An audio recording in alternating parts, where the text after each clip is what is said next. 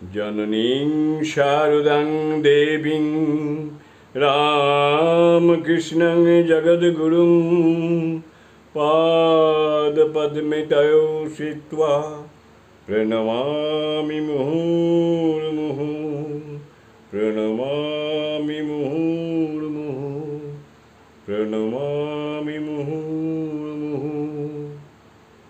শতরূপে সারদা এই বই থেকে পাঠ করছি। বিষয় মাতা ঠাকুরানী স্বামী ব্রহ্মানন্দের দৃষ্টিতে। পরবর্তী অংশ। মহারাজের দীর্ঘকালের অন্তরঙ্গ সেবক এবং রামকৃষ্ণ মঠ মিশনের প্রবীণতম সহাধ্যক্ষ স্বামী নির্বাণানন্দ অনুরূপ একটি ঘটনার কথা বলেছেন।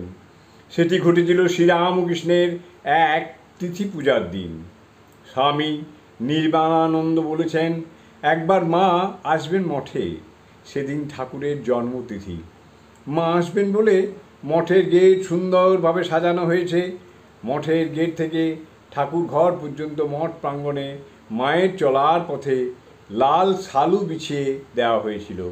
শরৎ মহারাজ, বাবুরাম মহারাজ প্রমুখ গুরুভাই এবং অন্যান্য সন্ন্যাসী ব্রহ্মচারীদের নিয়ে মহারাজ মঠের গেটে মায়ের গাড়ির জন্যে প্রতীক্ষা করছিলেন।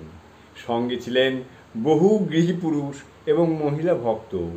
মায়ের গাড়ি দূর থেকে দেখা মাত্র মহারাজের কণ্ঠে উচ্চারিত হলো, জয় মহামাই কি জয়, জয় ভগবান শ্রীরামকৃষ্ণদেব কি জয়। সঙ্গে সঙ্গে সমবেত সাধু ও গৃহী ভক্তরাও সেই জয়ধ্বনিতে যোগ দিলেন। স্ত্রী ভক্তদের উলুধ্বনিতে মঠভূমি মুখরিত হয়ে উঠল। শ্রীমা সঙ্গিনী সহ গাড়ি থেকে নামলে মহারাজ, বাবুরাম মহারাজ ও শরৎ মহারাজ তাকে সাষ্টাঙ্গ প্রণাম করলেন। শ্রীমা সঙ্গিনী সহ লাল শালুর উপর দিয়ে হেঁটে চললেন ঠাকুর ঘরে। সেখানে মহারাজের নির্দেশে শকুল মহারাজ স্বামী আত্মানন্দ শ্রীমাকে ঠাকুর ঘরের সিঁড়িতে ওঠার মুখে আরতি করলেন।